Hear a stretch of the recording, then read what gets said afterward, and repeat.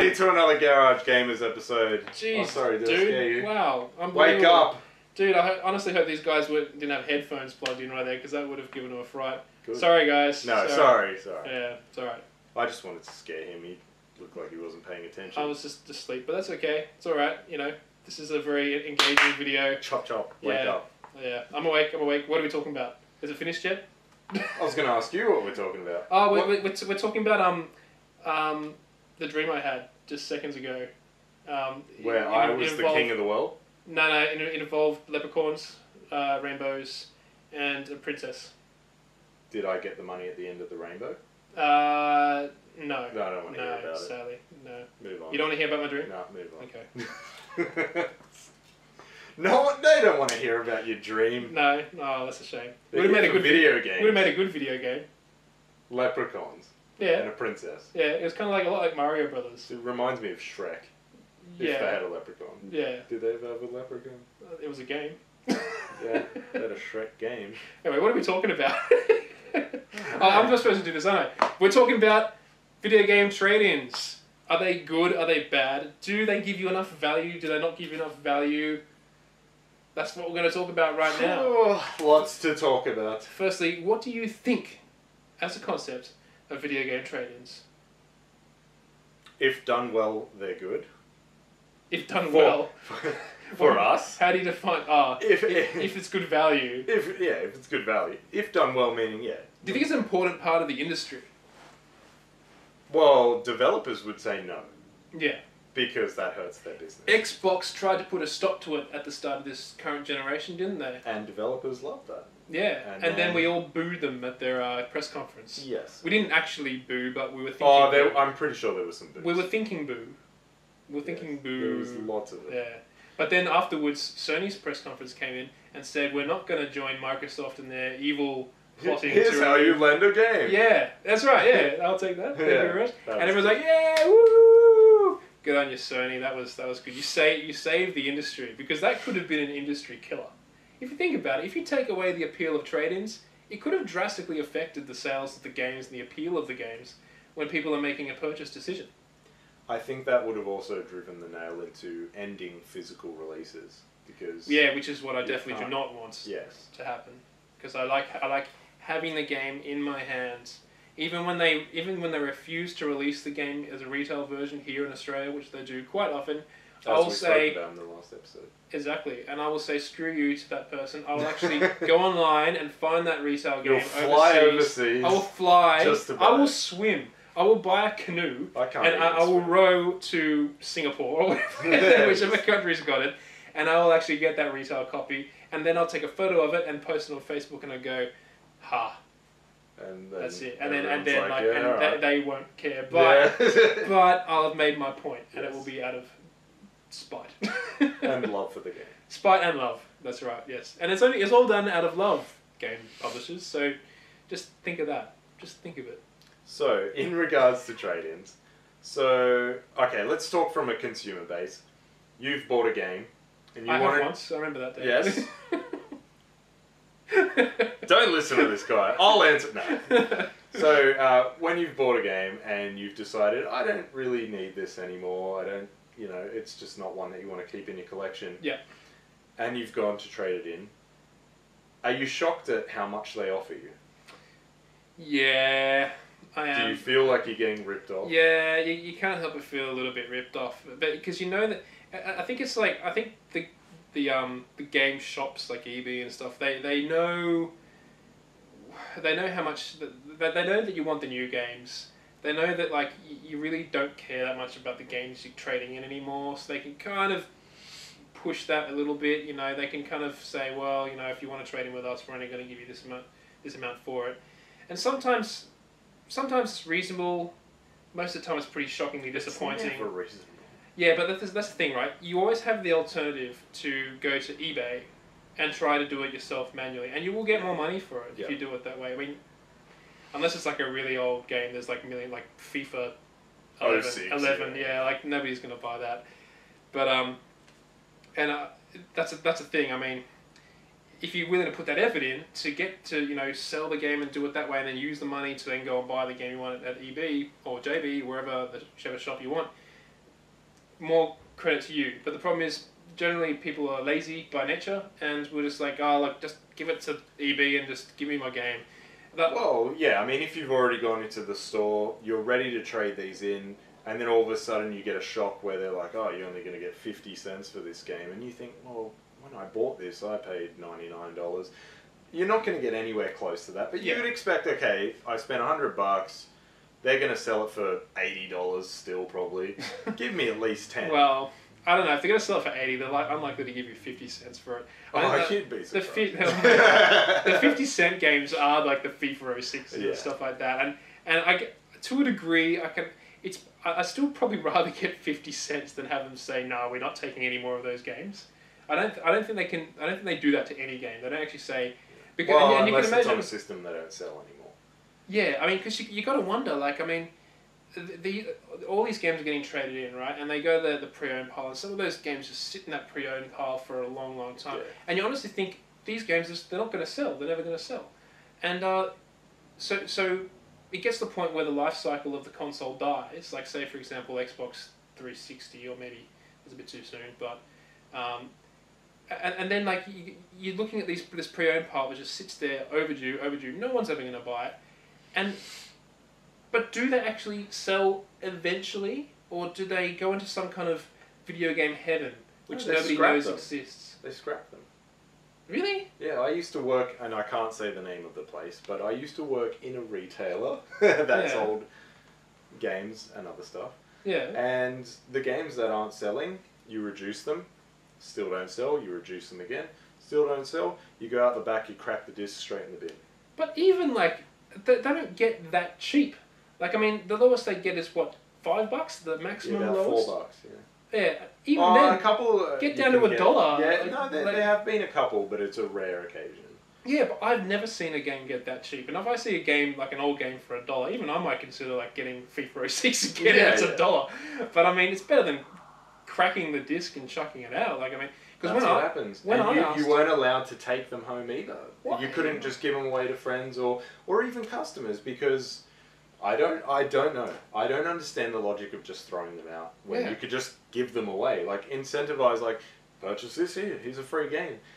If you get it for free, you're not going to be like, oh, I don't want that. Like, it's free. Yeah. Well, I would probably say, because I've already got. I'm kind of particular about the games I want to keep, and if it's just a game I'm not going to play, I'll just be like. Yeah, but you could give it to someone else. Yeah, I just hate to see any game go to waste, really. I know. But I mean, I just find it like astounding, because when I spoke to someone at the shop, I actually asked them this very question, and they didn't even tell me that much. They just said they all sell. And I'm like, they don't all sell. I'm like, really? And I can't imagine these ones selling. They're not going to sell. And it broke my heart that we had to crack sell. Them. Yeah, we literally had to break them out the back, and I hated doing it. Oh, that sucks. And if you took them home, that's theft. Do you ask them why they didn't just reduce it further? Like, you can't ask them, because you got to go up 6,000 million chain of command to get to who you need to talk to. There's no point. Well, there's no arguing. I would actually do that, because I just see it as such. And they'll just be like, "Well, you're just a pawn in the business. We don't care." Yeah, but it's true. It's horrible. It's horrible. So anyway, let's move on to the developers. So the big debate is, we like trading in games because we get money back. We like buying some pre-owns because they're a bit cheaper. Some companies charge you $5 less for the pre-owned, but let's not talk about that. But developers, once they've sold through retail, they get their money. Yeah. When you trade it into EB, JB, whatever, the developers are not getting any money. And then once they resell that again, they're not getting any money. Do they get the money from the sales, though, or do they get the money from the amount ordered? Ordered, yeah. Yeah. So basically, let's say JB or EB or whatever, they order X amount of copies, they pay for them, the developer gets the money. Yeah. So rather than ordering more and the developer getting more money, they're just selling pre-owned ones. Yeah. So the developer's income is stopped there. But they say that they'll just pretty much do one order, the initial order, and then that's it. Yeah, that's pretty much it. There is no second wave. There's no second wave, no third wave, unless, in the first week or two that they sell out, they'll do another order, like something like Fallout 4, where Pip-Boy editions went crazy and they made a hell of a lot. Yeah, but even that was before it even made the launch date. Exactly. But by the time, you know, a year's come around, if you want to buy a game and they don't have any, you know, basically brand new copies, they'll offer you a pre-owned. You can't just go into an EB or a JB and say, can I order that game new? No. That's it. Once it's gone, they won't order anymore. Yeah. They'll just offer you the pre-owned one. But, and if they don't have it, they'll just say, oh, we've got this store, and this store that have it. But from the publisher's point of view, obviously this whole concept has to be it's probably got to be a bad thing, but you don't really hear them complain about it though, do you? Oh, you'd be surprised. There's a couple online that complain about it, and they can't wait for the day that those stores close down.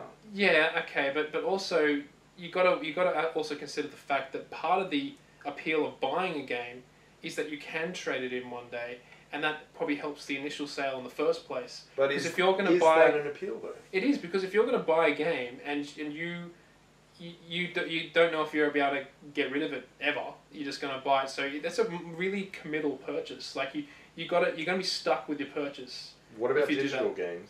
You can't. Yeah, well, that's why I don't like digital games. But we keep selling more and more and more. The digital's on the rise. You can't trade those in.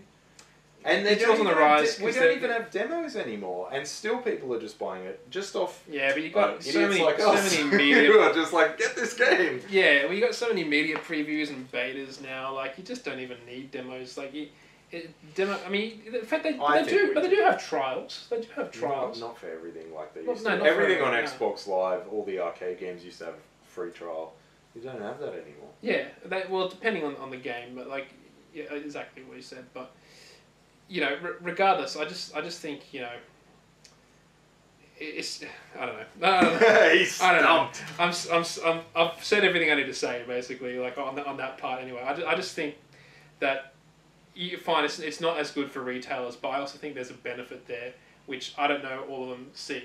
And I think knowing that I can trade this in if I don't like it helps me with my purchase decision when it comes to buying. That's what I said. I can understand from our point of view, because we're getting money back, making things cheaper, blah, blah, blah, blah, blah, yada, yada, yada. But if you've made that game and you sell it and you see it's doing really well, and then people who have finished it are trading it back in, and those copies are being sold, you're basically like, well, we need to make this game so good that the initial order is so massive that we make our money back. Because once that initial order is made, they're not going to really make much. Let's put it in perspective. Do you think that the Division's come out just this week?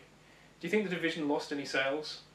But that's a big game. That's what I'm talking about. Yeah. If it was a smaller title, you know, because what big games really get traded in? I mean, soccer ones, okay, fair enough. FIFA's and all the big ones get traded. The big ones get traded in all the time. It's the smaller ones you don't see. Think about how many times are you going to see a Zelda traded in, because those are games that you want to keep. Once you've got that, you're not going to trade in Zelda. But then you got trade in Zelda. You got like a million Assassin's Creeds that are traded in, a million Call of Duties traded in. Because those are annual games, they're coming out each year. It's like when you got to get the new one. Yeah, that's a good point. Yeah. But like a masterpiece game, you're not going to trade in. Yeah. And those masterpiece games obviously cost a lot of money. Then again, The Order. There's loads of The Order out there at the moment. That's not a masterpiece game. No, but it was presented like one, and it was a one-off game. So exactly, because they knew that they needed the initial push. Because once people started playing it, they'd be like, "We're not going to order this again." So that's actually a good, fair call. So what does the But what do you think of the? Let's talk a bit more about the value of we kind of touched on this before, but the value return of when you trade in the games that you get. We talked about 50-cent games. Do you think it's fair? It's not fair. No. I mean, okay, in an ideal world, everyone thinks, okay, I bought this for $100, I get $50 back. That's not how the world works. Okay, yeah. So you would assume that if I bought it for $100 and then I traded in, I don't know, let's say $20, 25, who knows? And then the company then sells it for $50. So they want to make their markup, but they don't. You shouldn't be making such a big markup that it almost makes the pre-owned copy worthless, in terms of like, why would I get a pre-owned one when I can get a brand new one for $5 extra or $10 extra? Yeah. Because that's all the difference really is. Go into JB, go into EB, it's only $5-10 differences. What's the point? But maybe they're still selling those ones with the markup. Like people just look for any kind of saving they can find, and they'll just happily take a $5 less one Again, because it doesn't bother them that it's not new. But then if you get X amount of dollars for your games, and they're already making a huge markup, put that markup down. And if I say to you, would you like to buy this pre-owned? The brand new game is $100. The pre-owned title is $60. You're more likely to be like, wow, if I get 2 pre-owned games for $60 each, for $20 more, I've got an extra game, basically. 2 games, $120 versus the one brand new one for $100. But you're spending more. Yeah, obviously they talk about this stuff. Clearly they don't. They do in their business decisions. Yeah, and their business decisions is basically like, let's just make the most money as we can, as quick as we can. They don't think of the long term. Like, make them cheaper. Have, like, how many times you go into an EB game sale and it's still full retail price compared to some other people? And they're like, sale! And I'm like, well, Target's got it $20 cheaper than you, and it's not on sale there. Yeah, I find that they just kind of put the exact same games on sale for the exact same price every time they do a sale. I know. They're more frequent, but they're always the same prices every time you go there. And I get that, though. It's the same games, too. Because you can't do it on brand new games. You can't reduce it so much that no, you're even selling... older ones. Like, there's older ones you sit there waiting for them to go down. They're just like, they just don't touch them. They just do the same ones that you know you don't want to play. But I'm talking about brand new stock. You can't really do that because brand new stock, you'll be selling it at a loss. You've paid for so much, blah, blah, blah. Yeah. But a pre-owned one, if give little Jimmy $10 for that game, you sell it for $100, it's not selling, you reduce it to 80, it's not selling, keep bringing it down. Don't just keep it at like $50 or $60 when the brand new one's only a little bit more expensive. Like, heavily reduce it, not heavily, but you could go another 20% down of what you've already got them at, and I swear you will sell so much more. Yeah. Well, maybe you need to talk to their marketing departments or something. They don't care. They don't care. They don't care what you have to say. That's astonishing. Here's the thing. I would care. If you stormed into my office, I would be, listen to that man. He knows what he's talking about. But we're talking from a gamer perspective. Those people are just talking from a business perspective. They don't care about what gamers want and think. We want more games. They just want more money. Yeah, but maybe it works for them. Maybe people are paying that price for those pre-owned games, and maybe that's why they keep doing it. Right? Everyone keeps saying, like, everyone overseas is like, what is it, GameStop? Is that who in the US. They're going to die. That's going down eventually. Digital is going to take over so much because digital prices are going down. And once digital prices are more expensive than the retail prices, and I can't figure that out. No, but here's the thing. Okay, so let's say the Division. I can't even talk. The Division comes out $100 online, digital. Yeah. Give it about a month or two, that'll be like 40% off. Digital sales are killing it. I picked up what was it? The UFC, the first game that came out on Xbox One, $12. EB was selling it for $70. Yeah, even $12. Even Steam. I don't know if you've seen the Steam sales before. Steam sales they're even more ridiculous. Yeah, and it doesn't take long for those sales to come. So why are retail sales just ridiculous? Like, well, sometimes I mean, you could argue that point you've just made there, but the digital prices are more expensive than the retail ones. It just depends what game you're talking about and when you're talking about it. I've never seen a sale for a digital game be more expensive. Like a sale price. Not just initial price. I'm talking about when they have like deals of the week. I've seen games that have been on sale at EB and JB that are discounted, and then they're still the normal price digitally.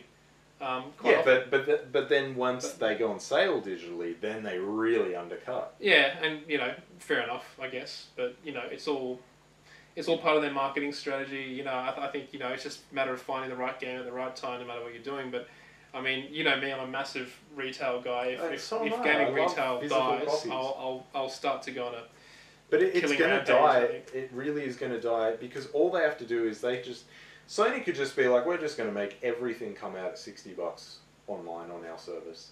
They could do that. Yeah. And then bye retailers. Even if they did that, I wouldn't do it. If retail games were $100 and online digital games were $60 when they launch, I would still get retail. Because I just want to say, now that's a good chance to use that censorship. But I get what you mean. I want a physical copy, and plus we don't have the bandwidth. We don't have the internet connections to download these games. Like, what is it? I think Last of Us Remastered was 55 gigabytes. Ah. Oh, yeah, if I want to download it for a week and then finally, I get to play it. And then if I'm like, 55 gig of my 500 gig hard drive, it's already filled. Delete that. Oh, I want to play that next week. Oh, I got to wait another week to download it. That's another massive problem. And like, there's just not enough storage on the PS4 and the Xbox One to hold all these games. Like, both those consoles have had to constantly delete games all the time because they're just massive. Particularly the Xbox One updates are just ridiculous. Rare Replay was filled with these retro games like Battletoads and Perfect Dark. I thought, I had like 5 minutes spare before I went to bed, so I thought I'd play a little bit of Perfect Dark on the Super Nintendo or the N64? Nintendo 64 version. Probably the file size of how many like megabytes? Maybe probably 50, 100. 50 megabytes, yeah, something like that. The update was 700 megabytes. How is that even possible? It's an update and it's 7 times bigger than the actual game. How is that even possible? It makes no sense at all. But wait, was it an update just for Perfect Dark? Yes, or the whole it was game? just for Perfect Dark. I click Perfect, and then you click on the other Perfect Dark. Not the exact same, roughly the same update size, but that one could only be, I don't know, 100 megabytes, 200 megabytes in size. Yeah. So, I have no idea what they're doing with those updates. Well, that's another discussion. What are they doing? Yeah, our internet needs to be faster. Yeah, well, not just that, but I think another discussion is what are they doing with these updates? Yeah. The game should be ready. It's on a disc. Yeah, they're clearly collecting data for marketing or something. Yeah, I mean, but like, how much data do you need for 700 megabytes? Seriously, like, how many times they're collecting? How many times did you play this game? They need to upload the text file 0, and that's all the data they really need. Like, why do we need 700 megabytes worth of data? I don't know, but that's kind of moving on to a slightly different subject. So, what about before we cap off the future of trade-ins? Where do you think that's going to go? I think it's going to die. I literally think it's going to go. I just really hope it's not going to die. I don't know. I think it's inevitable. I think that once digital makes the switch of like, we're going to undercut you so much. But see, here's the thing. Like, you can't undercut too much at the moment because I feel like if you say to EB Games, we're going to release everything really cheap online, then they're going to say, well, we're not going to sell your consoles. Because you can't download a console. You still need to go into a store to buy the console. That's true. So if the retailer says, well, fine, you're going to sell it at that price, you won't give us the savings, we're just not going to sell your console, then it becomes okay, we need them to sell the console, so we can't undercut them on that. So but they're going to find a way around it. It's sad that they're looking for that way. Like they're trying to get rid of the retailer. Why can't they just live happily and peacefully like good little neighbours? Because everything is cutting out the middleman now. You just want to go direct to the digital's consumer. Killing every industry. It's well, same with CDs. Like I still buy CDs. Everyone else tells me I'm crazy. I don't even own an iPod. Everyone's like, you got CDs, you're ancient. I'm like, what? Yeah, well, CDs are ancient? Well, it kind of is, isn't it? I mean, but movies as well. Yeah, and it's good and it's bad at the same time. I just really hope there's like a long-established need for both those industries just to live in harmony. It's a good system. It's a successful system. It's a winning system. Everybody's winning. Everybody's profiting. Like, I'm sure Sony's, Microsoft's millions could probably turn into, not billions, but more millions if they manage to get rid of the retail side of things. But don't be so selfish. Share the playing field for Pete's sake, and everyone's happy. If you take away retail, we will not be happy. The consumers will not be happy. And you're also taking away jobs too. That too. Let's not forget that. Yeah, let's how many people? It's like, okay, we might be saving a couple of dollars, but then all those poor people who lose their jobs. Dude, ultimately this world is going to be Facebook, Google, and a whole bunch of unemployed people. I was going to say YouTube, but Google owns YouTube. Yeah, exactly. So Facebook and Google will just rule the world, and there'll be no other jobs. So on that note, get a secure job. At Google. Yes, if you can, hook me up as well. So for everything Gamebug related, go to our website, www.gamebug.com.au. We are the Garage Gamer team. I am Zorbz, this is Icecube, or maybe I'm Icecube and he's Zorbz. Hopefully you know who we are by now.